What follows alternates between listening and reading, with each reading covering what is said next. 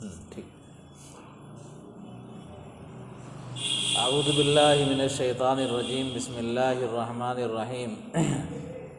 وَكَذَلِكَ كَمَا بَعَثْنَاهُمْ أَعْصَرْنَا اطَّلَعْنَا عَلَيْهِمْ قَوْمَهُمْ وَالْمُؤْمِنِينَ لِيَعْلَمُوا أَيْ قَوْمَهُمْ أَنَّ وَعْدَ اللَّهِ بِالْبَعْثِ حَقٌّ بِطَرِيقِ أَنَّ الْقَادِرَ عَلَى إِنَامَتِهِمْ الْمُدَّةَ الطَّوِيلَةَ وَإِبْقَائِهِمْ عَلَى حَالِهِمْ بِلَا غَزَاءٍ قَادِرٌ عَلَى إِحْيَاءِ الْمَوْتَى وَأَنَّ السَّاعَةَ لا ريب أي شك فيها إذ معمول لأعترنا يتنازعون أي المؤمنون والكفار بينهم أمر الفتية في البناء حولهم. اور اسی طرح جیسا کہ ہم نے ان کو بیدار کیا، اور اسی طرح جیسا کہ ہم نے ان کو بیدار کیا، ہم نے مطلع کر دیا ان پر ان کی قوم کو اور ایمان والوں کو. یعنی جس طرح اللہ تبارک و تعالیٰ نے دو کذالک آیا ہے، پیچھے جو کذالک گزرا ہے اس کا تعلق پیچھے سے ہے، پیچھے جو کذالک گزرا ہے اس کا تعلق مزید پیچھے سے ہے، کہ جیسے اللہ تبارک و تعالیٰ نے اصحاب کہف پر پچھلا انعام کیا، اسی طرح اللہ تبارک و تعالیٰ نے ان کو بیدار کیا. اب اگلا جو کذالک ہے اس کا تعلق اس پچھلے سے واقعہ سے ہے، کہ جیسا کہ اللہ تعالیٰ نے ان کو بیدار کیا، ایسے ہی اللہ تبارک و تعالیٰ نے ان پر لوگوں کو مطلع کر دیا ہے نا. تو جیسا کہ پچھلے واقعات ہوئے اصحاب کہف پر انعام، اور اصحاب کہف کو ظالم بادشاہ اور ظالم قوم سے بچا کر کے کنویں میں پہنچایا غار میں، اور وہاں پر اللہ تبارک و تعالیٰ نے ان کو سلا دیا، اور پھر ان کو دائیں بائیں پلٹتا بھی تھا بغیر غذا کے اور بغیر پانی کے. اللہ تعالیٰ نے 300 سال تک زندہ رکھا. تو جس طرح اللہ تعالیٰ نے ان کے ساتھ مذکورہ چیزیں کی، اسی طرح اللہ نے ان کو بیدار کیا.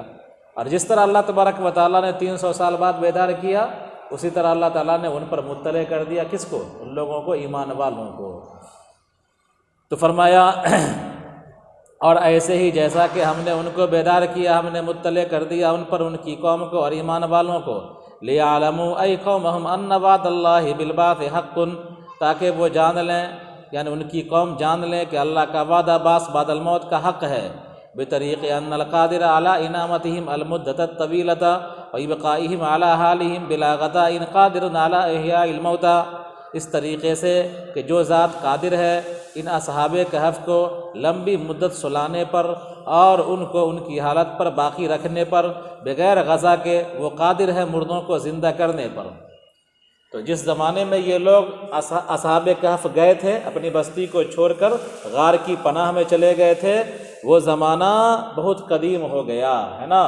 اور اس زمانے میں جو بادشاہ تھا اس کا نام تھا دقیانوس ہے نا.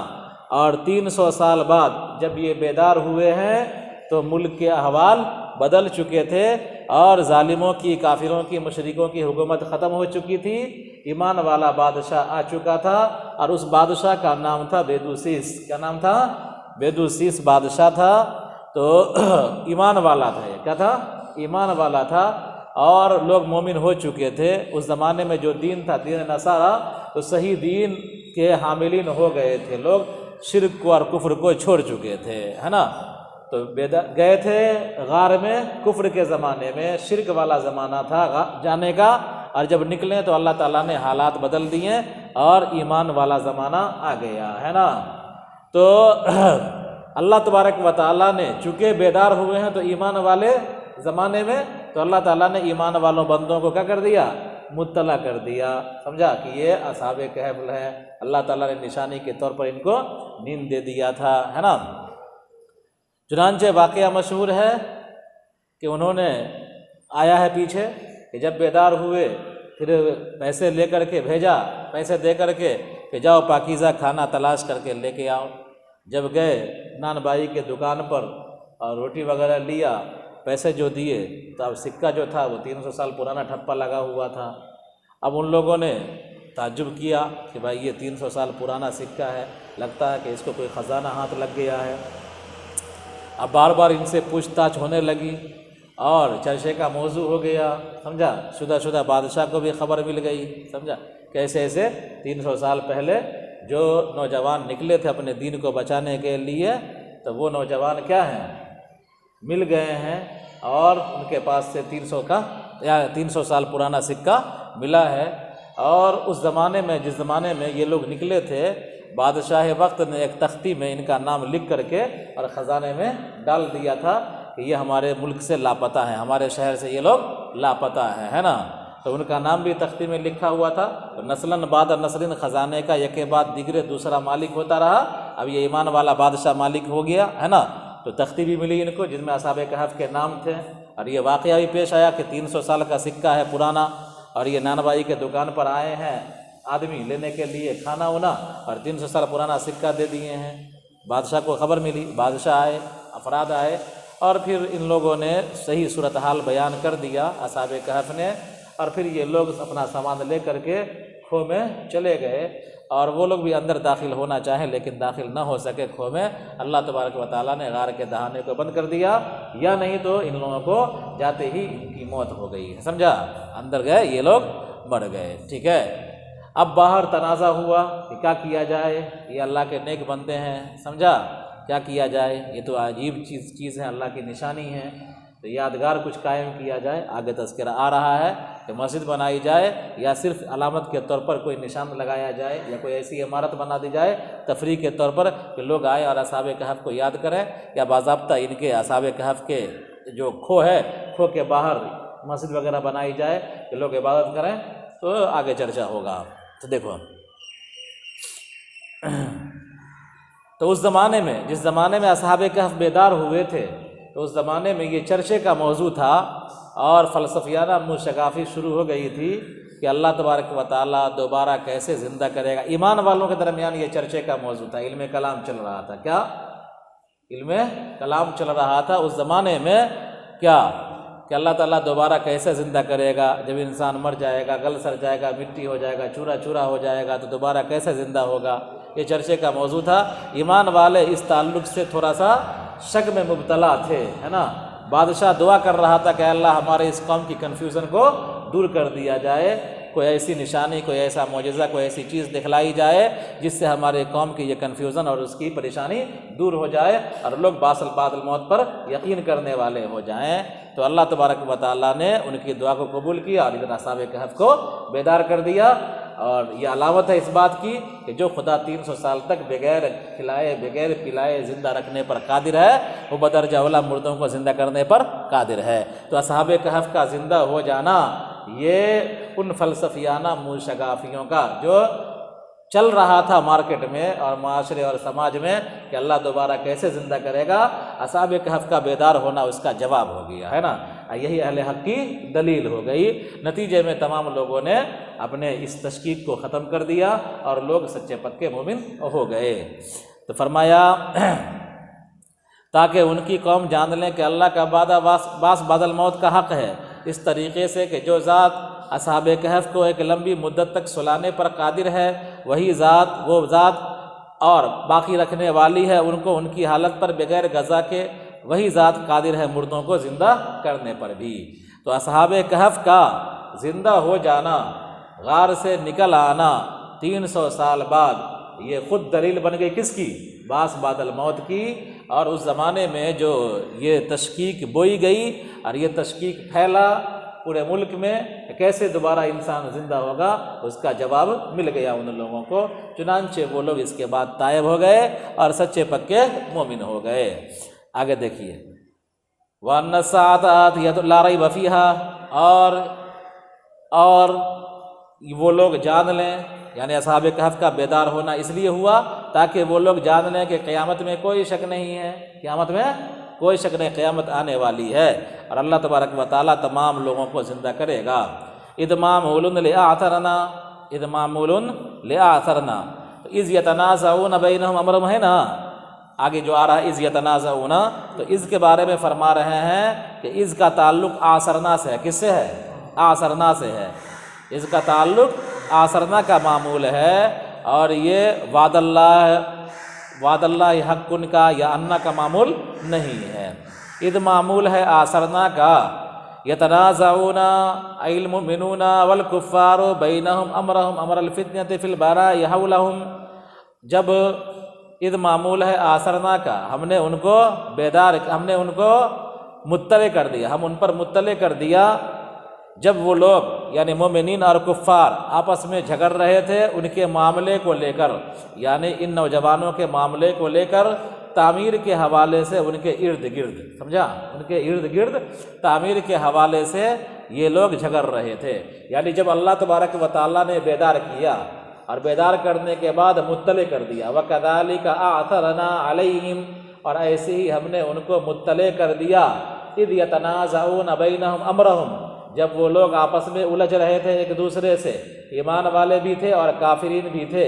کافر یہ چاہ رہے تھے کہ یہاں پر کوئی علامتی بلڈنگ بنائی جائے، علامتی عمارت بنائی جائے جو تفریح کے طور پر ہو، اور ایمان والے بندے یہ چاہ رہے تھے کیا ہے کہ یہاں پر مسجد بن جائے، ہے نا۔ تو اس کا تعلق کس سے ہوگا؟ آسردہ سے۔ مطلب کیا ہوگا کہ اسی طرح ہم نے ان پر مطلع کر دیا ایمان والوں کو اور ان کی قوم کو، جب یہ ایمان والے اور کافر جھگڑ رہے تھے آپس میں ان کے معاملے کو لے کر، یعنی ان نوجوانوں کے معاملے کو لے کر ان کے ارد گرد عمارت کو بنانے میں۔ فقالوا ای الکفار ابنوا علیہم حولہم بنیانا، تو کفار نے کہا کہ بناؤ ان کے ارد گرد عمارت، یسترہم، جو ان کو چھپا دے، جو ان کو چھپا دے۔ وقال الذین ربہم بنیانا یسترہم ربہم اعلم بہم، ان کا پروردگار ان کو خوب جانتا تھا، ان کا پروردگار اللہ تبارک و تعالیٰ ان کو خوب جانتا تھا۔ یہ جملہ معترضہ، کیا ہے یہ جملہ معترضہ ہے، اس کا پیچھے سے کوئی تعلق نہیں ہے۔ اللہ تبارک و تعالیٰ ان کے احوال سے خوب واقف ہے۔ قال الذین غلبوا علی امرہم، کہا ان لوگوں نے جو اپنے معاملے میں ان کے معاملے میں غالب تھے، یعنی نوجوانوں کے معاملے میں، اصحاب کہف کے معاملے میں غالب ہوئے اور وہ مومنین تھے۔ تو غالب کیسے ہوئے یہ لوگ؟ اس لیے کہ بادشاہ کون ہوا؟ ایمان والا ہو گیا۔ اصحاب کہف کون تھے؟ ایمان والے ہو گئے۔ تو اب تنازع چل رہا ہے کہ یہاں پر کون سی عمارت بنائی جائے، مسجد بنائی جائے یا کوئی ٹیمپل بنایا جائے، کوئی علامتی بلڈنگ بنائی جائے، سمجھا۔ تو چونکہ اصحاب کہف ایمان والے اور حکومت کس کی؟ ایمان والے بادشاہ کی، زیادہ تر تعداد ایمان والوں کی، تو غالب کون ہوں گے؟ ایمان والے کی رائے غالب ہوئی۔ تو قال الذین غلبوا علی امرہم، کہا ان لوگوں نے جو غالب ہوئے ان کے معاملے میں، یعنی نوجوانوں کے معاملے میں اور وہ مومنین تھے، لنتخذن علیہم مسجدا، کہ ہم بنائیں گے اس کھو کے ارد گرد، اس کھو کے دروازے پر کیا بنائیں گے؟ مسجد بنائیں گے، یصلی فیہ، اس میں نماز پڑھی جائے گی، وفعل ذلک علی باب الکہف، اور یہ کیا گیا کہف کے دروازے پر، یعنی غار کے دروازے پر ایسا کیا گیا اور مسجد بنائی گئی، سمجھا۔ تو غلبوا علی امرہم کیوں کہا؟ کیسے ہوا کہ ایمان والے اصحاب کہف تھے، ایمان والے، حکومت تھی ایمان والے کی، اکثریت تھی ایمان والوں کی، تو ایمان والے کی رائے کیا ہوئی؟ غالب ہوئی۔ تو اصحاب کہف کے معاملے میں انہی کی رائے معتبر ہوئی اور انہی کی بات مان کر کے مسجد بنائی گئی۔ آگے دیکھیے، سیقولون ای المتنازعون فی عدد الفتیہ فی زمن النبی صلی اللہ علیہ وسلم ای یقول بعضهم هم ثلاثة رابعهم کلبهم ویقولون بعضهم خمسة سادسهم کلبهم والقولان لنصارى نجران رجما بالغیب ای ظنا فی الغیبة عنهم وهو راجع الى القولین معا ونسبه على المفعول له أي لظنهم ذلك ويقولون أي المؤمنون سبعة وثامنهم كلبهم، اور ان قریب کہیں گے کون؟ جو تنازع کر رہے ہیں اصحاب کہف کی تعداد کے سلسلے میں۔ نبی اکرم صلی اللہ علیہ وسلم کے زمانے میں، حضور کے زمانے میں تنازع ہوا کہ اصحاب کہف کی تعداد کتنی تھی، اور سوال کیا گیا تھا حضور سے کہ اصحاب کہف کون تھے اور کتنے تھے، کون تھے اصحاب کہف۔ تو کافروں کے درمیان یہ بھی تنازع رہا کہ اصحاب کہف کی تعداد کتنی ہے، کتنے لوگ تھے وہ لوگ، اس تعلق سے۔ تو اب دیکھو کہ ان قریب کہیں گے، کون کہیں گے؟ جو جھگڑا کر رہے ہیں نوجوانوں کی تعداد کے سلسلے میں۔ کب جھگڑا کر رہے ہیں؟ حضور کے زمانے میں، یعنی ان میں کا بعض کہے گا، مشرکین میں سے، اہل کتاب میں سے بعض لوگ یہ کہیں گے حضور کے زمانے میں کہ ہم ثلاثۃ رابعہم، وہ تین تھے، چوتھا ان کا کتا تھا۔ ویقولون بعضهم خمسۃ سادسہم کلبہم، اور بعض کہیں گے کہ وہ پانچ تھے، چھٹا ان کا کتا تھا۔ والقولان لنصارى نجران، اور یہ دونوں قول نجران کے نصارہ کا تھا، سمجھا؟ نجران کے نصارہ شام اور یمن کے درمیان کا علاقہ ہے جس کو نجران کہا جاتا تھا، یہاں عیسائی آباد تھے، تو یہ لوگ ان میں سے بعض کہتا تھا کہ وہ 3 تھے اور چوتھا ان کا کتا تھا، اور بعض یہ کہتا تھا کہ وہ 5 تھے اور چھٹا ان کا کتا تھا۔ بہرحال تو یہ دونوں قول کس کے ہوئے؟ حضور کے زمانے میں جو نجران کے نصارہ تھے وہ اصحاب کہف کی تعداد کے متعلق یہ بات رکھتے تھے معاشرے اور سماج میں۔ رجمم بالغیب، یہ اٹکل کی باتیں کر رہے ہیں۔ ظنن فی الغیبۃ عنہم، یعنی اصحاب کہف کے بارے میں بن جانے بول رہے ہیں، اٹکل سے بول رہے ہیں، بن جانے بول رہے ہیں اٹکل سے۔ وہو راجع الی القولین، اور یہ راجع ہے دونوں قول کی طرف۔ کیا رجمم بالغیب جو ہے اٹکل اللہ تبارک و تعالیٰ نے مسترد کر دیا کہ یہ اٹکل کی بات ہے، کس کی؟ 3 کی تعداد اور 5 کی تعداد جو نجران کے نصارہ کہہ رکھے تھے لوگوں سے، اللہ نے ان کو کنڈم کر دیا۔ کیا ہے یہ؟ رجمم بالغیب کہہ کر، ہے نا؟ تو یہ دونوں قول رد ہو گیا۔ وہو راجع الی القولین، اور یہ راجع ہے دونوں قول کی طرف ایک ساتھ، ہے نا؟ وَنَصَبُهُ عَلَى الْمَفْعُولِ لَهُ، رجمن جو منصوب ہے، رجمن کیا ہے؟ منصوب ہے مفعول لہو کی وجہ سے، سمجھا؟ کیا عبارت بن جائے گی؟ وَيَقُولُونَ رَجْمًا بِالْغَيْبِ، اور وہ لوگ کہتے ہیں، کیا ہے؟ رجمًا بالغیب، اٹکل سے باتیں کرنے کی وجہ سے، بن جانے بات کرنے کی وجہ سے۔ تو رجمن یقولون کا مفعول لہو ہے، کیا ہے؟ مفعول لہو ہے، سمجھا؟ تو رجمًا بالغیب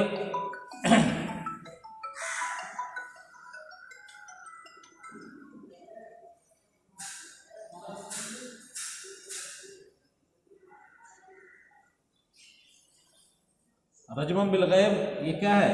مفعول لہو ہے۔ کیا ہے یہ؟ مفعول لہو ہے۔ کہاں گیا؟ ہاں، وَنَصَبُهُ عَلَى الْمَفْعُولِ لَهُ، اور اس کا منصوب ہونا مفعول لہو کی وجہ سے ہے۔ اَيْ لِظَنِّهِمْ ذَلِكَ، یعنی ان کے اس گمان کی وجہ سے، ان کے اس گمان کی وجہ سے، اٹکل کی وجہ سے۔ وَيَقُولُونَ، یعنی اپنے اٹکل کی وجہ سے یہ بات کر رہے ہیں۔ وَيَقُولُونَ لِظَنِّهِمْ ذَلِكَ، اور وہ لوگ اپنے اٹکل کی وجہ سے یہ بات کر رہے ہیں کہ وہ 3 تھے یا 5 تھے، ہے نا؟ تو رجمن کیا ہو جائے گا؟ مفعول لہو ہو جائے گا، یقولون سے جڑے گا، سمجھا؟ یا عبارت نکل جائے گی یرمون رجمن بالغیب، کیا نکل جائے گی؟ یرمون رجمن بالغیب، کہ وہ ہانک رہے ہیں، کیا کر رہے ہیں؟ اٹکل سے ہانک رہے ہیں، اٹکل کی وجہ سے ہانک رہے ہیں۔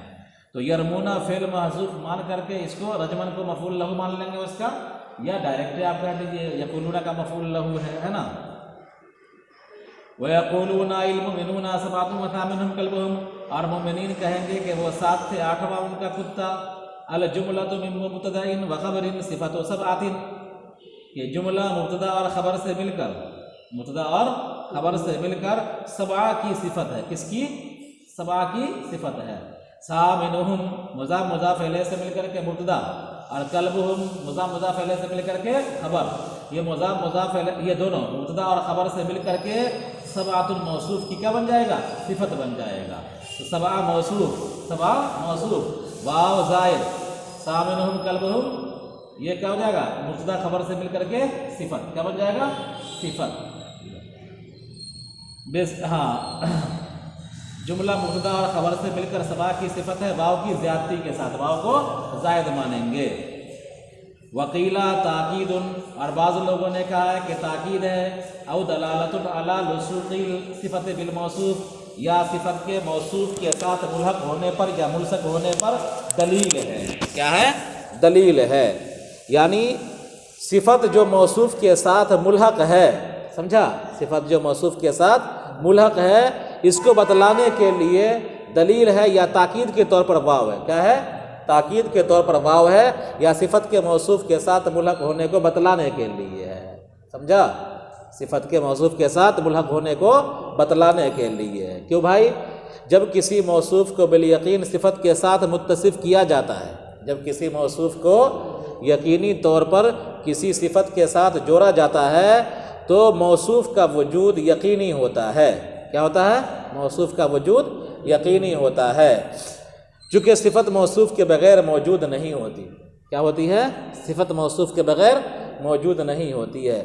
تو سامنہم سباتن کی صفت ہے، سامنہم کیا ہے؟ سباتن کی صفت ہے۔ تو جب سامنہم سباتن کی صفت ہوئی تو کیا مطلب ہوا اس کا؟ کہ وہ سات جن کو آٹھ کرنے والا کتا ہے، وہ سات جن کو آٹھ کرنے والا کتا ہے۔ تو خلاصہ یہ ہوا کہ جب کسی موصوف کو کسی یقینی صفت کے ساتھ ملصق کیا جائے تو صفت کے ساتھ موصوف بھی کیا ہوتا ہے؟ موصوف بھی مراد ہوتا ہے، صفت کے ساتھ موصوف بھی مراد لیا جاتا ہے، اور صفت کے ساتھ موصوف کا وجود بھی یقینی ہوتا ہے۔ آیا سمجھ میں؟ جب کسی موصوف کے ساتھ صفت کو جوڑا جائے گا تو صفت یقینی صفت کو، تو یقینی صفت کے وجود کے ساتھ ساتھ موصوف کا وجود بھی کیا ہوتا ہے؟ ضروری ہوتا ہے۔ آیا سمجھ میں؟ پھر سے سنو، جب کسی موصوف کے ساتھ کسی یقینی صفت کو جوڑا جائے گا تو اس موصوف کا وجود بھی کیا ہوگا؟ یقینی ہوگا۔ تو اب یہاں پر سامنہم کلبہم صفت ہے، سبعۃ موصوف ہے، صفت کو موصوف کے ساتھ جوڑا گیا ہے، تو اب صفت کے وجود کے ساتھ ساتھ سامنہم کلبہم، سمجھا؟ اس کے وجود کے ساتھ ساتھ سبعۃ کا وجود بھی یقینی ہے، سمجھا؟ لہذا سبعۃ بھی درست اور سامنہم کلبہم بھی درست، ٹھیک ہے؟ اب واو کیا ہو جائے گا؟ تاکید کے لیے ہو جائے گا، یا علامت کے طور پر ہو جائے گا کہ صفت کا موصوف کا وجود صفت کی طرح یقینی ہے، سمجھا؟ موصوف کا وجود صفت کی طرح یقینی ہے۔ آیا سمجھ میں؟ اس کو ٹھیک سے سمجھو کہ جس طرح ابھی جو گنتی ہم لوگ کی چلتی ہے تو 1 سے لے کر 9 تک کی گنتی الگ ہوتی ہے، اس کے بعد 9 کے بعد سے جو گنتی ہوتی ہے واو کے ساتھ جوڑ دیتے ہیں، سمجھا؟ 10 تک کی مان لو، 10 کے بعد جو گنتی ہوتی ہے تو واو کے ساتھ جوڑ دیتے ہیں، احدٌ و عشرٌ، احدٌ و عشرٌ، 10 اور 11، 10 1 11۔ تو 1 سے لے کر کے 10 تک کی گنتی کا انداز الگ ہوتا ہے، اس میں اور نہیں ہوتا ہے، واو نہیں ہوتا ہے، اور 10 سے اوپر کی گنتی کا انداز الگ ہوتا ہے، اس میں اور کے ساتھ جوڑتے ہیں نا، واو لگا کر کے گنتی بڑھاتے ہیں۔ ابھی یہ ایسے ہی چل رہا ہے، لیکن پہلے 1 سے لے کر کے 7 تک ایک گنتی مکمل ہو جاتی تھی، 1 سے لے کر کے 7 تک ایک گنتی مکمل ہو جاتی، جس طرح آج کل 1 سے لے کر 10 تک کی ایک تعداد، سمجھا؟ یہ کیا ہو جاتا ہے؟ متعین ہو جاتا ہے، اور 10 سے اوپر کیا ہے؟ وہ دوسرے ٹائپ کی گنتی ہوتی ہے۔ تو ایسی ہی اس زمانے میں 1 سے لے کر 7 تک کی گنتی الگ ہوتی تھی، اور 7 سے لے کر اوپر والی گنتی واو کے ساتھ ہوتی تھی، ہے نا؟ تو اب یا تو ہم واو کو زائد مانیں گے، یقولون سبعۃ وثامنہم کلبہم، تو واو زائد ہے، سمجھا؟ واو زائد ہے، جس طرح احدہ اور عشرہ میں کیا ہوتا ہے؟ واو زائد ہوتا ہے، سمجھا؟ احد و عشر ہے نا، تو اس میں جس طرح واو زائد ہوتا ہے اسی طرح سبعۃ وثامنہم کلبہم میں واو کیا ہو جائے گا؟ زائد ہو جائے گا۔ یعنی 7 پر گنتی چونکہ ختم ہو جاتی ہے، اور 8 کو بتلانے کے لیے کیا کرنا پڑتا ہے؟ واو کو جوڑنا پڑتا ہے نا؟ پڑتا تھا، اس لیے واو کو جوڑا گیا۔ جس طرح 10 پر ایک گنتی ختم ہو جاتی ہے اور 10 کے اوپر بتلانے کے لیے واو کے ذریعے سے آگے اگلی تعداد کو جوڑا جاتا ہے، تو واو زائد کیا بن جائے گا؟ زائد۔ اور یا تو یہ کہیں گے کیا واو برائے تاکید ہے، واو برائے تاکید ہے، یا واو برائے دلیل ہے۔ کس چیز کی دلیل بھائی؟ تاکید کس چیز کی؟ تو چونکہ سامنہم کلبہم صفت ہے اور سبعۃ کیا ہے؟ موصوف ہے، اور صفت یقینی کو جب موصوف کے ساتھ جوڑا جائے گا تو جس طرح صفت کا وجود یقینی ہے اسی طرح موصوف کا وجود بھی کیا ہے؟ یقینی ہے۔ کیا ہے؟ یقینی ہے۔ تو جب صفت کے ساتھ موصوف کا وجود یقینی ہے تو واو تاکید ہی کا معنی نہ دے گا، واو دلیل ہی نہ ہوگا اس پر۔ وَهُوَ رَاجِعٌ إِلَى الْقَوْلِ کہاں گیا؟ وَقِيلَ تَأْكِيدٌ أَوْ دَلَالَةٌ عَلَى لُصُوقِ الصِّفَةِ بِالْمَوْصُوفِ، اور بعض لوگوں نے کہا ہے کہ واو تاکید کا ہے یا صفت کے موصوف کے ساتھ ملصق ہونے پر دلیل ہے۔ وصف الاولین بالرجم، اور اولین کو پہلے 2 قول کو رجم کے ساتھ متصف کرنا، دون الثالث نہ کہ تیسرے کو، یدل علی انہ مرضی و صحیح، یہ دلیل ہے کہ یہ پسندیدہ ہے اور صحیح قول ہے۔ یعنی اللہ تعالیٰ نے 2 قول کو کنڈم کر دیا رجم بالغیب، ہے نا، اور تیسرے قول پر سکوت ہے، تیسرے قول پر سبعۃ وثامنہم کلبہم پر کیا ہے؟ سکوت ہے۔ تو پتہ چلا کہ تیسرا قول ہی صحیح ہے، ورنہ رجم بالغیب کہاں ہونا چاہیے؟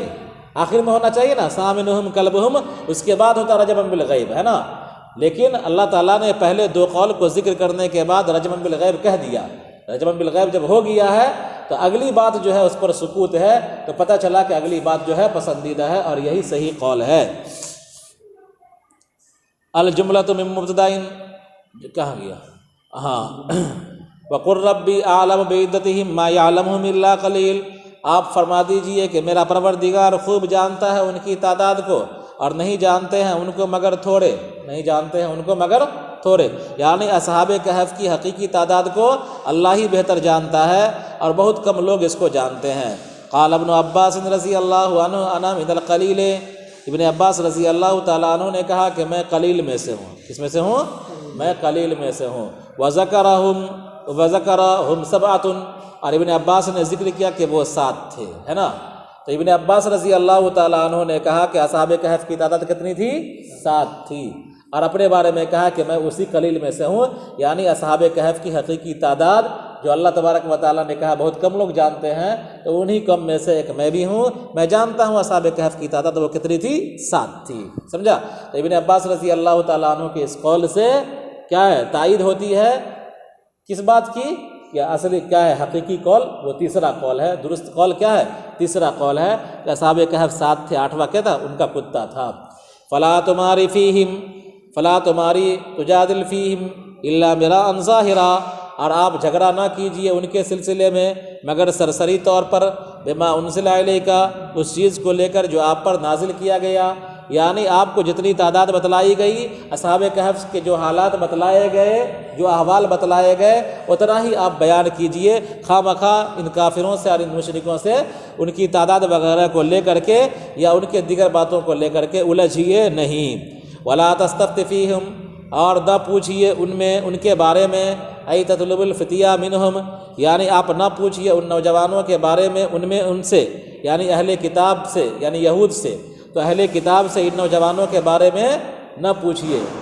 تو اہل کتاب میں سے کسی سے، اہل کتاب میں سے کسی سے ان نوجوانوں کے بارے میں، کن نوجوانوں کے بارے میں؟ اصحاب کہف کے بارے میں نہ پوچھیے۔ وَسَأَلَهُ أَهْلُ مَكَّةَ عَنْ خَبَرِ أَهْلِ الْكَهْفِ فَقَالَ أُخْبِرُكُم بِهِ غَدًا وَلَمْ يَقُلْ إِنْ شَاءَ اللَّهُ فَنَزَلَ وَلَا تَقُولَنَّ لِشَيْءٍ أَيْ لِأَجْلِ شَيْءٍ إِنِّي فَاعِلٌ ذَلِكَ غَدًا فِيمَا يَسْتَقْبِلُ مِنَ الزَّمَانِ إِلَّا أَن يَشَاءَ اللَّهُ إِلَّا مُلْتَبِسًا بِمَشِيئَةِ اللَّهِ بِأَن تَقُولَ إِنْ شَاءَ اللَّهُ وَاذْكُر رَّبَّكَ أي مشيئته معلقا بها إذا نسيت التعليق بها، ويكون ذكرها بعد النسيان كذكرها مع القول۔ قال الحسن وغيره ما دام في المجلس، اور پوچھا اہل مکہ نے اصحاب کہف کے بارے میں، بتلایا تھا میں، یہ سوال کیا تھا روح کے متعلق، ذوالقرنین کے متعلق اور اصحاب کہف کے متعلق۔ آپ صلی اللہ علیہ وسلم نے بتلایا تھا کہ میں کل جواب دوں گا، اور انشاءاللہ آپ سے بھول گئے۔ تو فرمایا اہل مکہ نے پوچھا تھا اصحاب کہف کے خبر کے بارے میں، تو آپ نے فرمایا کہ میں تمہیں کل بتا دوں گا، اور نہ کہہ سکے انشاءاللہ، تو یہ آیت نازل ہوئی کہ آپ نہ کہیے کسی چیز کے بارے میں کہ میں اسے کل کر لوں گا۔ کل کا مطلب مستقبل میں کسی چیز کے بارے میں جو وعدہ کرنا ہے ڈائریکٹ نہ کیجیے۔ فیما یستقبل من الزمان، غدن سے مراد مستقبل میں کسی کام کے کرنے، مستقبل میں کسی وعدے کے کرنے، سمجھا؟ تو غدن کا مطلب یہ نہیں کہ صرف کل ہی کے ساتھ خاص ہے، بلکہ غدن سے مراد مستقبل ہے، سمجھا؟ چاہے وہ 1 گھنٹے کے بعد ہی کیوں نہ ہو، چاہے 5 منٹ کے بعد والا ہی کام کیوں نہ ہو، چاہے 1 سال کے بعد والا ہی کام کیوں نہ ہو، سب غدن میں آ جائے گا، ٹھیک ہے؟ مستقبل مراد ہے۔ اور آپ نہ کہیے کسی چیز کی وجہ سے، چاہے کسی چیز کے بارے میں کہ میں اسے کل کر لوں گا، یعنی زمانہ مستقبل کے بارے میں، زمانہ مستقبل کے بارے میں، چاہے وہ زمانہ مستقبل 1 دن کا ہو، چاہے 1 سال یا 100 سال کا ہو، آپ بغیر انشاءاللہ کے ڈائریکٹ یہ نہ کہیے کہ میں کل کر لوں گا۔ الا ان یشاء اللہ، مگر یہ کہ اللہ چاہے، یعنی انشاءاللہ کو کیا کریجئے؟ اللہ کی مشیت کے ساتھ متصل کر دیجئے، اپنے وعدے کو یا اپنے عمل کو اللہ کی مشیت پر معلق کر دیجئے، ہے نا؟ اللہ کی مشیت کے ساتھ جوڑ دیجئے، مگر اللہ کی مشیت کے ساتھ جوڑ کر کے بئی طور کہ آپ کہیں انشاءاللہ، یعنی جب بھی کوئی وعدہ کریں تو انشاءاللہ کہہ دیا کریں۔ وَاذْكُرْ رَبَّكَ أَيْ مَشِيَّتَهُ مُعَلَّقًا بِهَا إِذَا نَسِيتَ التَّعْلِيقَ بِهَا، اور یاد کیجیے اپنے پروردگار کو، یاد کرنے سے مراد یعنی اس کی مشیت کو اپنے وعدوں کے ساتھ معلق کیجیے جب آپ بھول جائیں، اپنے وعدے کو مشیت کے ساتھ معلق کرنا، یعنی اگر آپ کسی سے کوئی وعدہ کریں اور اس وقت انشاءاللہ اگر نہ بول سکیں تو جس وقت آپ کو یاد آ جائے آپ اسی وقت انشاءاللہ بول دیجیے، ٹھیک ہے۔ وَيَكُونُ ذِكْرُهَا بَعْدَ النِّسْيَانِ كَذِكْرِهَا، اور اس کا ذکر نسیان کے بعد ایسے ہی جیسے کہ اس کا ذکر قول کے ساتھ، یعنی کسی وعدہ کو کرتے ہوئے یا کسی کام کے آئندہ کرنے کے تعلق سے اگر آپ انشاءاللہ کہنا بھول جائیں تو جب یاد آ جائے انشاءاللہ کہہ دیجئے، تو گویا کہ انشاءاللہ کا تعلق اسی وعدے اور اسی کام کے ساتھ ہو جائے گا۔ یہ ایسے ہی ہو گیا جیسا کہ آپ نے پہلی ہی مرتبہ انشاءاللہ کہا اپنے وعدے کے ساتھ، ہے نا۔ اور انشاءاللہ کہنا بھول جانے کے بعد ایسے ہی ہے جیسے کہ اس کو کہنا قول کے ساتھ۔ قال الحسن وغیرہ ما دام فی المجلس، امام حسن اور ان کے علاوہ دیگر علماء نے کہا ہے کہ یہ اس وقت تک رہے گا جب تک کہ مجلس میں ہیں آپ، ہے نا، یعنی مجلس میں اگر آپ نے کوئی وعدہ کیا کسی سے اور آپ انشاءاللہ کہنا بھول گئے، 10 منٹ کے بعد 20 منٹ کے بعد آپ کو یاد آ گیا تو آپ نے انشاءاللہ کہہ دیا، تو یہ ایسا ہی ہو گیا جیسا کہ آپ نے متصلاً کہا، جیسا کہ آپ نے متصلاً کہا، ہے نا، تو یہ انشاءاللہ ہو گیا۔ اور اللہ تبارک و تعالیٰ نے جو کیا ہے مناہی فرمایا ہے اس مناہی میں آپ شامل نہیں ہوں گے، بلکہ آپ انشاءاللہ کہنے والے ہو جائیں گے۔ کیا ہو جائیں گے؟ انشاءاللہ کہنے والے ہو جائیں گے۔ وَقُلْ عَسَىٰ أَن يَهْدِيَنِ رَبِّي لِأَقْرَبَ مِنْ هَٰذَا مِنْ خَبَرِ أَهْلِ الْكَهْفِ فِي الدَّلَالَةِ عَلَىٰ نُبُوَّةِ رَشَدًا، اور آپ فرما دیجئے کہ امید ہے کہ میرا پروردگار میری رہنمائی کرے گا اس سے زیادہ نزدیکی، میری نبوت پر اس سے زیادہ نزدیکی دلیل کی طرف رہنمائی کرے گا۔ کیا کرے گا؟ اس سے زیادہ نزدیکی دلیل کی طرف رہنمائی کرے گا۔ کس سے زیادہ؟ اصحاب کہف کی خبر سے زیادہ، اصحاب کہف کی خبر سے زیادہ میری نبوت پر دلیل یا میری نبوت پر دلالت کرنے والی بات اللہ تبارک و تعالی ہم کو بتلائے گا۔ ہے سمجھ میں؟ تو اصحاب کہف کے بارے میں سوال کیا، اللہ تبارک و تعالیٰ نے اصحاب کہف کے متعلق بتلا دیا، پورے سورہ ہی نازل فرما دیا۔ اب اللہ تبارک و تعالیٰ نے فرمایا کہ اے نبی آپ کہیے لوگوں سے جتلائیے کہ اصحاب کہف کا واقعہ تو ہے ہی اپنی جگہ پر، میری نبوت پر اس سے بھی زیادہ واضح دلیل، میری نبوت پر اس سے بھی زیادہ واضح دلیل اللہ تبارک و تعالیٰ فرمائے گا، بیان فرمائے گا۔ وقد فعل اللہ تعالیٰ ذالک، اور اللہ تبارک و تعالیٰ نے ایسا کیا، اللہ تبارک و تعالیٰ نے ایسا کیا۔ آپ کو اولین کا علم دیا گیا، آپ کو آخرین کا علم دیا گیا، آپ کو معراج پر لے جایا گیا، آپ کو فتوحات سے نوازا گیا، سمجھا، آپ کے ہاتھوں طرح طرح کے معجزات ظاہر کیے گئے، آپ کے ہاتھوں آپ کی انگلیوں سے چاند 2 ٹکڑے ہوا، ہے نا، آپ کے ہاتھوں میں کنکریوں نے کلمہ پڑھا۔ تو یہ ساری چیزیں آپ کی نبوت کی اس سے زیادہ واضح دلیل ہیں جو اصحاب کہف کے واقعے میں ہے، جو اصحاب کہف کے واقعے میں ہے، اس سے زیادہ واضح اور اس سے زیادہ دلالت کرنے والی دلیل اللہ تبارک و تعالیٰ نے آپ کو عطا فرمائی ہے، لہذا اصحاب کہف کے واقعات میں الجھنے کی زیادہ ضرورت نہیں ہے۔ وَلَبِثُوا فِي كَهْفِهِمْ 300 بِالتَّنْوِينِ سِنِينَ، اور یہ لوگ اپنے کھو میں ٹھہرے 300 سال، 100 تنوین کے ساتھ، 300 تنوین کے ساتھ آپ پڑھیں گے، ہے نا، عطف بیان ہے، سمجھا کیا ہے یہ؟ سنین عطف بیان ہے۔ سنین کیا ہے؟ عطف بیان ہے، سنین عطف بیان ہے۔ عام طور پر 100 کا استعمال جو ہوتا ہے وہ اضافت کے ساتھ ہوتا ہے۔ کس کے ساتھ ہوتا ہے؟ اضافت کے ساتھ، سمجھا، 100 رجل، 100 رجل، 300 رجال، 400 رجال، اس طرح کر کے ہوتا ہے نا۔ تو عام طور پر اضافت کے ساتھ ہوتا ہے، لیکن تنوین ہے یہاں پر تو پتہ چلا کہ اضافت نہیں ہے، بغیر اضافت کے استعمال ہوا ہے۔ اور سنین جو ہے وہ عطف بیان ہے۔ 300 سے مراد کیا ہے؟ سال ہی ہے۔ 300 سے مراد کیا ہے؟ 300 سے مراد کیا ہے؟ سال ہے نا۔ تو سنین کا جو لفظ ہے یہ عطف بیان ہے۔ کیا ہے یہ؟ جو پہلے سے مراد ہے وہی بعد سے مراد ہے، وہی بعد سے مراد ہے۔ یہ عطف بیان ہے ثلاث مئات کا، یہ عطف بیان ہے کس کا؟ ثلاث مئات کا۔ تو ثلاث و مئات مبین اور سنین عطف بیان، تو ثلاث مئات سے مراد بھی 300 سال اور سنین سے مراد بھی سال ہے نا۔ عطف بیان ہے ثلاث و مئات کا۔ وہذہ السنون الثلاث و مئات عند اہل الکتاب شمسیۃ، اور یہ 300 سال اہل کتاب کے نزدیک شمسی تھے۔ وتزید القمریۃ علیہا عند العرب، اور قمریہ اس پر بڑھ جائے گا 9 سال ہے نا، 300 سنین 9 سال اور بڑھ جائے گا۔ وقد ذکرت فی قولہ وازدادوا 9، اور تحقیق کے اس کو ذکر کیا گیا ہے اللہ تعالیٰ کے قول وازدادوا 9 کے اندر۔ سمجھا کیا مطلب؟ کہ 309 سال، 309 سال، تو 300 ہو گیا شمسی اعتبار سے، سورج کے اعتبار سے 3 سال، 300 سال، اور چاند کے اعتبار سے، چاند کے مہینوں کے اعتبار سے 309 سال ہو جائیں گے۔ کیا ہو جائیں گے؟ جب گنتی کی جائے گی تو 300 سال ہوں گے کس کے اعتبار سے؟ سورج کے اعتبار سے، اور 300 سال کو جب اردو کی تاریخ سے بدلا جائے گا، سمجھا، چاند کی تاریخ سے اور حساب کیا جائے گا تو 9 سال اور بڑھ جائے گا، کیونکہ اردو کا سال انگریزی کے سال سے 15-16 دن چھوٹا ہوتا ہے۔ اردو کا سال انگریزی کے سال سے 15-16 دن کیا ہوتا ہے؟ چھوٹا ہوتا ہے، سمجھا۔ تو سورج کے اعتبار سے 300، چاند کے اعتبار سے 309 سال، تو گویا کہ عرب کے اعتبار سے 309 سال ہوا۔ عرب کے نزدیک حساب چلتا تھا کس کا؟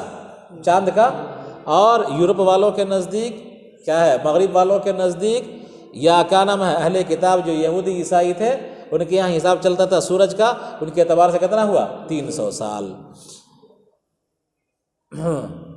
ای 9 سنین، یعنی 9 سال اور، فالثلاث مئات شمسیہ، چنانچہ 300 سال سورج کے اعتبار سے، سمجھا، 300 و 90 قمریہ، اور 309 سال ہوں گے چاند کے اعتبار سے۔ قل اللہ اعلم بما لبثوا، آپ کہیے کہ اللہ تبارک و تعالیٰ زیادہ جانتا ہے ان کے ٹھہرنے کی مدت کو، ان لوگوں سے جو اختلاف کر رہے ہیں اس میں۔ وما تقدم ذکرہ، اور ان کا ذکر ہو چکا ہے کہ حضور کے زمانے میں اختلاف ہوا تھا نا، اور ان کے درمیان خود اختلاف ہوا تھا، کیا ہے، اصحاب کہف کے درمیان خود اختلاف ہوا۔ اصحاب کہف کے مر جانے کے بعد ان لوگوں کے درمیان اختلاف ہوا جو ان کے زمانے میں تھے، ہے نا، اور پھر جب قرآن نازل ہو رہا تھا اس زمانے میں بھی اختلاف ہوا، سمجھا۔ تو اللہ تبارک و تعالیٰ ان کے ٹھہرنے کی مدت کو خوب واقف ہے، ان کی ٹھہرنے کی مدت سے خوب واقف ہے۔ لہو غیب السماوات والارض، اسی کے لیے آسمان و زمین کی پوشیدہ چیزیں ہیں، یعنی آسمان و زمین کے پوشیدہ چیزوں کا علم ہے۔ اب صرف بھی اللہ کیا ہی دیکھنے والا ہے، بھی سے مراد باللہ، اللہ تبارک و تعالیٰ کیا ہی خوب دیکھنے والا ہے، یہ صیغہ تعجب ہے، فعل تعجب ہے۔ واسمع، فعل تعجب کا جو وزن ہوتا ہے ما احسنہ و احسن بھی، سمجھا، ما افعلہ و افعل بھی، تو ما افعلہ ایک وزن آتا ہے فعل تعجب کا، اور افعل بھی دوسرا وزن آتا ہے فعل تعجب کا۔ تو یہاں پر افعل بھی کے وزن پر ابصر بھی ہے، تو کیا ہی خوب سننے والا ہے، کیا ہی خوب دیکھنے والا ہے۔ کذالک بمعنی ما ابصرہ و ما اسمعہ، یہ اسی طرح ہے جس طرح ما ابصرہ ما اسمعہ کا معنی ہوتا ہے کیا ہی خوب دیکھنے والا، کیا ہی خوب سننے والا۔ وہما علی جہت المجاز، اور یہ مجاز کے طریقے پر ہے، یہ مجاز کے طریقے پر ہے۔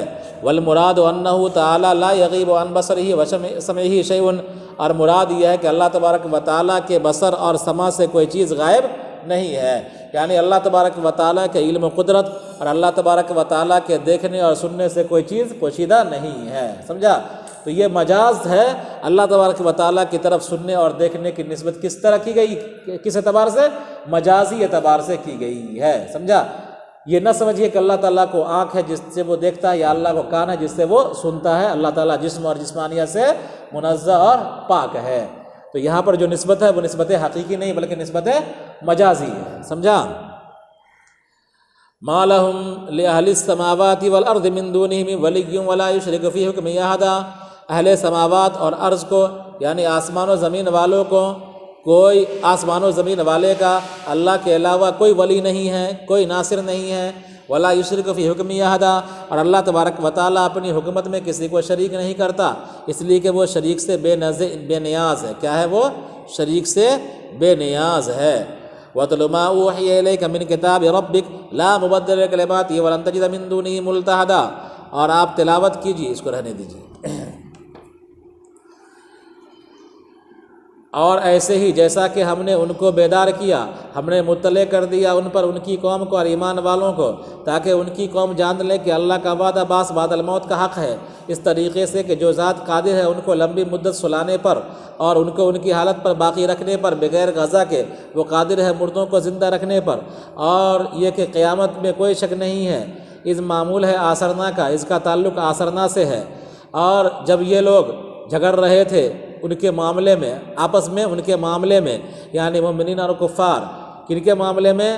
اصحاب کہف کے معاملے میں، نوجوانوں کے معاملے میں، فی البناء حولہم، ان کے ارد گرد، کھو کے ارد گرد عمارت تعمیر کرنے کے سلسلے میں، تو کفار نے کہا تھا کہ ان کے ارد گرد عمارت بنائیں گے جو ان کو چھپا لے، اور ان کا پروردگار ان کو خوب جانتا ہے۔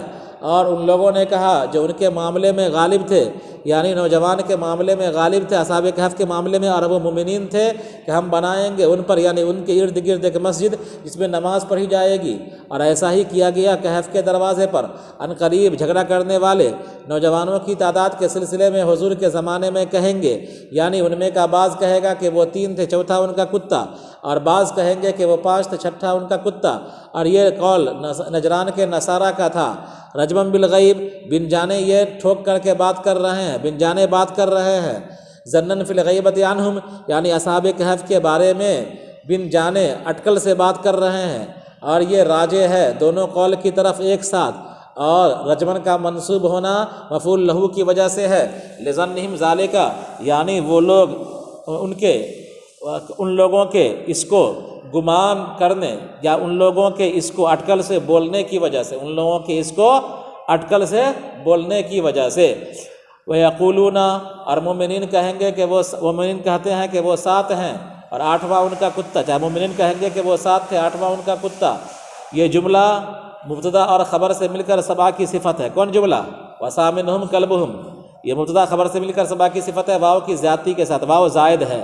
یہ اسی طرح جس طرح احدو وعشرہ ہے نا، وقیلا احدو وعشر، اور بعض لوگوں نے کہا ہے کہ یہ تاکید کے لیے واو ہے، یا صفت کے موصوف کے ساتھ ملصق ہونے کی دلیل کے طور پر ہے کہ جب صفت کو موصوف کے ساتھ جوڑا جاتا ہے تو یقینی طور پر جس طرح صفت کا معنی متعین ہوتا ہے، اسی طرح موصوف کا معنی بھی کیا ہوتا ہے؟ متعین ہوتا ہے۔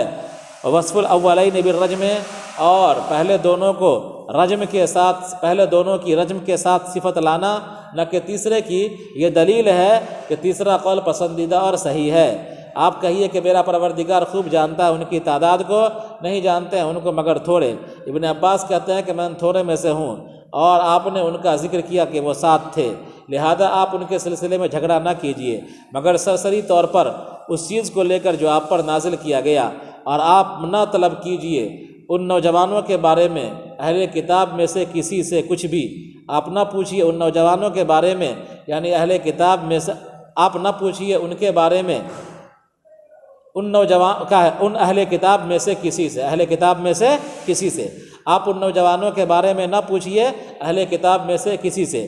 اور اہل مکہ نے اصحاب کہف کے خبر کے بارے میں دریافت کیا تو آپ نے فرمایا تھا کہ میں اسے کل بتا دوں گا، اور انشاءاللہ نہ کہا تھا تو نازل ہوئی یہ آیت، اور آپ مت کہیے کسی چیز کے بارے میں کہ میں اسے کل کر لوں گا، یعنی مستقبل زمانے میں کر لوں گا، مگر یہ کہ اللہ چاہے، یعنی اللہ ملتبسم بمشیت اللہ، مگر اللہ کی مشیت کے ساتھ اپنے وعدے کو جوڑ کر کے کہیے، بہی طور کہ آپ کہیں انشاءاللہ، اور آپ ذکر کیجیے اپنے پروردگار کا، یعنی اپنے وعدوں کے ساتھ اللہ کی مشیت کو معلق کر کے بیان کیجیے، معلق کیجیے جب آپ بھول جائیں، جب اس کو معلق کرنا بھول جائے، اور آپ ذکر کیجیے اپنے پروردگار کا۔ کیا ذکر کیجیے؟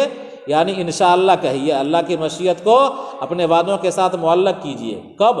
اذا نسیت التعلیق بہا، جب اپنے وعدے کو مشیت کے ساتھ معلق کرنا اگر بھول جائیں آپ، تو جب یاد آ جائے تو آپ اللہ کا ذکر کر دیجئے، یعنی انشاءاللہ کہہ دیجئے۔ اور اس کا ذکر، مشیت کا ذکر نسیان کے بعد ایسے ہی ہے جیسا کہ اس کا ذکر قول کے ساتھ، کہنے کے ساتھ۔ امام حسن وغیرہ نے کہا ہے کہ یہ اس وقت تک ہے جب تک کہ مجلس میں ہو، اور آپ کہیے کہ میرا پروردگار میری رہنمائی کرے گا، اس سے زیادہ میری نبوت پر اس سے زیادہ واضح دلیل کی رہنمائی کرے گا۔ کس سے زیادہ؟ اصحاب کہف کے واقعات سے زیادہ، اصحاب کہف کی خبر سے زیادہ واضح دلیل جو میری نبوت پر ہوگی اس کی رہنمائی کرے گا۔ اور اللہ تعالیٰ نے ایسا کیا، اور وہ لوگ اپنے کھو میں 300 سال ٹھہرے رہے، تنوین کے ساتھ، میاتر کے تنوین کے ساتھ، سرین عطف بیان ہے ثلاث میات کا، اور یہ 300 سال اہل کتاب کے اعتبار سے شمسی اور اہل عرب کے اعتبار سے قمری تھے۔ اہل عرب کے اعتبار سے بڑھ جائیں گے اس پر 9 سال اور اس کو ذکر کیا گیا ہے اللہ تعالیٰ قول وازدادوا تسعا کے اندر، ای 9 سنین یعنی 9 سال، فالثلاث مئۃ شمسیہ، چنانچہ 300 سال ہو گئے شمسی اور 309 سال ہو جائیں گے قمری۔ آپ کہیے کہ اللہ تبارک و تعالیٰ زیادہ جانتا ہے ان کے ٹھہرنے کو ان لوگوں سے جو اختلاف کر رہے ہیں، ان کے سلسلے میں ٹھہرنے میں اختلاف کر رہے ہیں، مدت میں اختلاف کر رہے ہیں، اور وہ جن کا ذکر ہو چکا اور اس کا ذکر ہو چکا ہے۔ اللہ ہی کے لیے آسمان و زمین کی پوشیدہ چیزیں ہیں، یعنی پوشیدہ چیزوں کا علم ہے، کیا ہی خوب دیکھنے والا ہے اور کیا ہی خوب سننے والا ہے۔ اب صرف بھی بہا کا مرجع اللہ ہے، یہ صیغہ تعجب ہے، اور اسی طرح یہ اب صرف بھی اور اسم بھی ما بصرہ ما اسمہ کے معنی میں ہے کہ کیا ہی خوب سننے والا، کیا ہی خوب دیکھنے والا ہے، اور یہ دونوں مجاز کے طریقے پر ہے، اور مراد یہ ہے کہ اللہ تعالیٰ کے نگاہ سے اور اس کے سننے سے کوئی چیز مخفی نہیں ہے، غائب نہیں ہے۔ اور آسمان و زمین والوں کے لیے اللہ کے علاوہ کوئی ناصر، کوئی مددگار نہیں، اور اللہ تعالیٰ اپنے حکم میں کسی کو شریک نہیں کرتا، اس لیے کہ وہ تمام شریکوں سے کیا ہے؟